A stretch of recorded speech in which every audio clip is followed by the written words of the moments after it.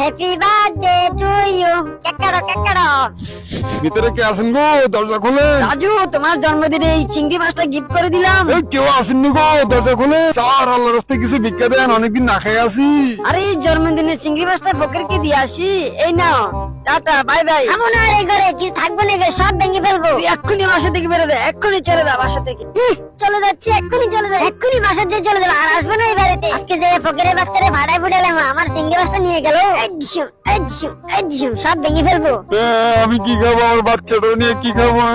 আরে এটা আমি কি করলাম? গরিবের মুখ থেকে খাবার কেড়ে নিলাম। আমার চিংড়িটা নষ্ট করে ফেললো। এই আমার এক্ষুনি এটা সমাধান করতে হবে। আর এই গরিবদের হেল্প করতে হবে। ফ্রিজ থেকে যা মাছ গোস্ত আছে সব নিয়ে দিয়ে আসি, তাড়াতাড়ি যাই। অসহায় গরিব দেখে মানুষের পাশে থাকা আমাদের কর্তব্য। এই না শিম্পাঞ্জি, তুমি তোমার বাচ্চা কাচ্চা নিয়ে খাবার দাবার খাও। ইয়ামি মাংসগুলো কি মজা।